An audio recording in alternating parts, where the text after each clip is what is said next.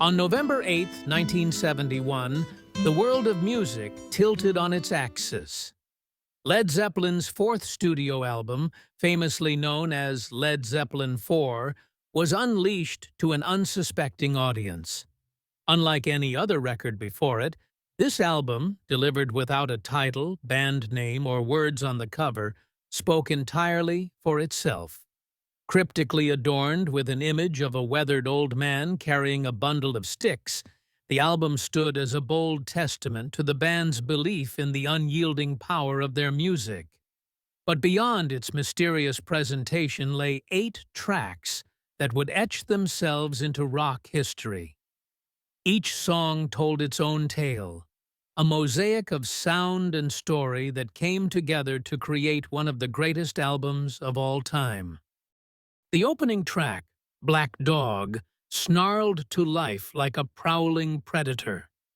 Its growling riffs and Plant's commanding vocals were a deliberate, unrelenting hook. You burn, gonna make you stay. Named after a black Labrador retriever that roamed the studio, the song's stop-start structure was intentionally designed to defy rhythm, a playful challenge to listeners. Robert Plant's raw energy intertwined with Jimmy Page's electrifying guitar lines, creating a blues rock anthem that pulled the audience into Zeppelin's vortex.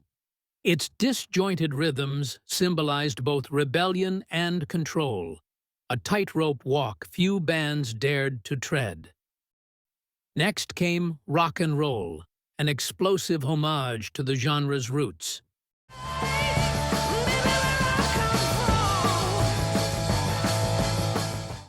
Its infectious energy was born during a jam session when John Bonham spontaneously began playing the drum intro to Little Richard's Keep a Knockin'. Over this thunderous beat, the band crafted a track brimming with nostalgic energy while pushing rock into a new, wilder direction. Plant's soaring vocals and Page's blistering guitar solo propelled it into an adrenaline-charged celebration, a love letter to the essence of rock music itself. The mood shifted with The Battle of Evermore, a song that seemed to drift out of the pages of an ancient epic.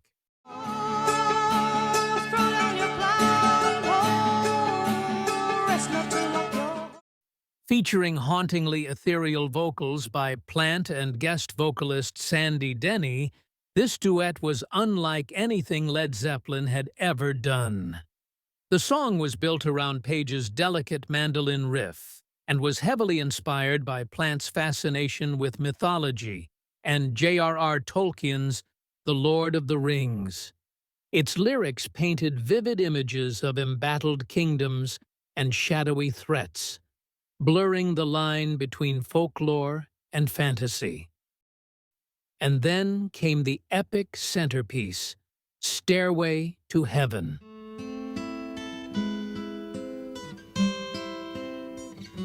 This was more than a song. It was a journey through sound, mysticism, and emotion. Opening with Jimmy Page's delicate finger-picking and a recorder's melancholic tones, it set a haunting, introspective mood. And she's buying a stairway to heaven. Robert Plant's poetic lyrics about a lady buying a stairway to heaven sparked endless interpretations, blending themes of spirituality and self-discovery. As the song progressed, its layers unfolded like chapters of a story, building steadily into a powerful crescendo. John Bonham's escalating drums and Page's iconic guitar solo transformed it into a symphonic explosion of energy and emotion.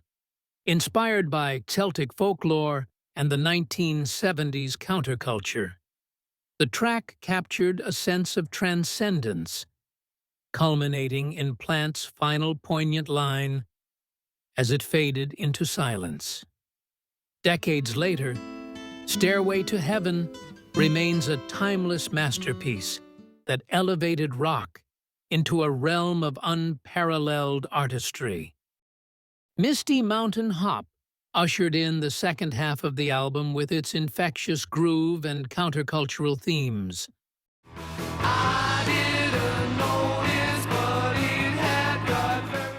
The song's title, borrowed from Tolkien, belied lyrics about urban wanderings and confrontations with societal norms. Built on John Paul Jones's bouncy keyboard riff and Bonham's tight drum patterns, it blended cheeky defiance with a sense of carefree escapism, capturing the restless spirit of an era. The intricate four sticks followed, earning its name from Bonham's decision to drum using two sticks in each hand, a feat that lent the track its unique driving rhythm.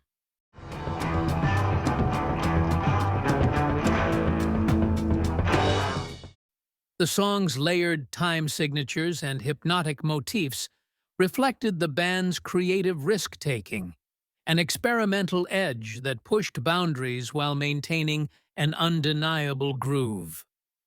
Page's guitar wove an intricate tapestry over Bonham's relentless pulse, creating a track that pulsed with a visceral intensity. Going to California offered a gentler reprieve. You start going to California with an aching in my heart. Inspired by Plant's fascination with Joni Mitchell and the idyllic landscapes of the Laurel Canyon music scene, the song floated on Page's delicate acoustic guitar. Plant's lyrics, wistful and melancholic, spoke of longing and escape, a search for peace in a world of chaos. Its simplicity made it all the more impactful, providing a tender, reflective moment amidst the album's grandeur. The album's thunderous finale, When the Levy Breaks, hit like an approaching storm.